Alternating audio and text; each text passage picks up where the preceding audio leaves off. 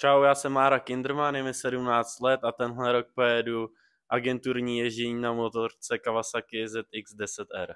Čau, já jsem Aša Eder, je mi 17 let a tuhle sezónu pojedu na Kawasaki ZX-10R agenturní ježdění. K motorkám mě dostal můj táta, který mě vzal do Brna fandit Kubovi Smržovi, aby ho mám pustila.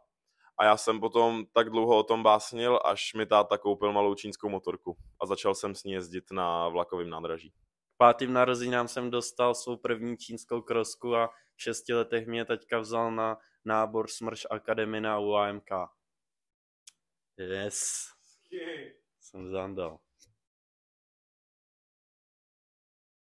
Moje první závodní motorka byla Polini GP12.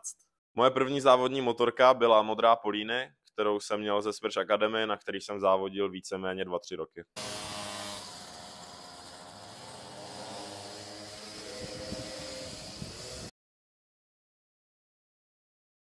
Na závodění mě nejvíc baví asi ta rychlost a to předjíždění a samotný ten závod a taky potom, že si v klidu můžeme večer dát pivko všichni společně. Na závodění mě nejvíc baví adrenalin při jízdě na motorce a parta kamarádů.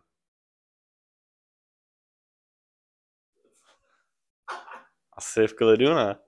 Jsem prokazatelně nejrychlejší jezdec ze Suchého Vrbného. Až moc vysoký. Tak jsem zcela určitě nejrychlejší jezdec, který má na 2 metry v České republice. Tak řekl bych, že moje největší síla na trati je asi moje hlava. Myslím si, že u toho umím dost dobře myslet a že umím své soupeře poměrně dobře přechytračit. Ty vole, jaká je největší síla na trati? Mám raději techničtější tratě a největší sílu mám ke konci závodu. Moje slabina jsou určitě starty. Viď?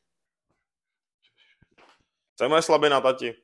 Ty mi to nechceš říct, ty se tváříš. Takže si moc bereš ty bolístky. Bolístky.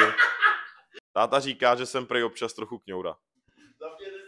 Hele, stříhám to já, jo, bude tam to, co já tam budu chtít, aby tam bylo. Au. Řekl bych, že žádný rituál nemám. Že jo, takový hezky poetický. Mám rituál, na každé závody si vozím medvídka Tonyho a před startem poklepu na nádrž. Kdybych nejezdil na motorce, tak bych závodně pil pivo a jsem tam nějaký gaučing. Ne, to tam nemůžem dát. Bo. Pil bych s Márou týmově pivo.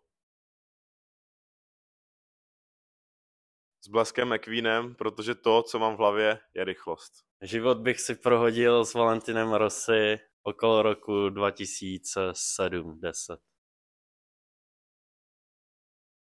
Velkou ještě nemám, ale z malých tratí to bude Třinec a Vysoké Mýto. Z malých okruhů by to bylo asi Vysoký Mýto, ale na velkých okruzích bych řekl asi Most. Táta potom, co se vrátím ze špatného závodu. Můj největší soupeř je ten, který jede přede mnou. Můj největší problém na trati byl v Ribeře ve Španělsku, když mi začala hořet motorka.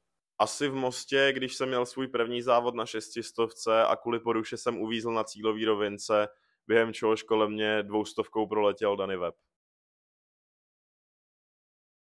Asi v Mostě na poligonu, když jsem jezdil na minibajkách a v brutální rychlosti jsem přeletěl přes řídítka.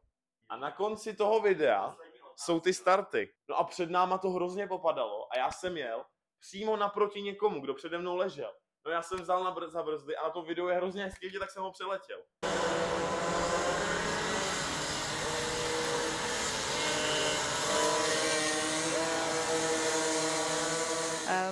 Ne, to nebylo z nedostatku rychlosti. Jsem dostal highsidera. Obecně moc nepadám, jednou jsem měl zlomenou klíční kost a odřený prsty. No, rychlejší, tak to jsem já ne, samozřejmě. Já?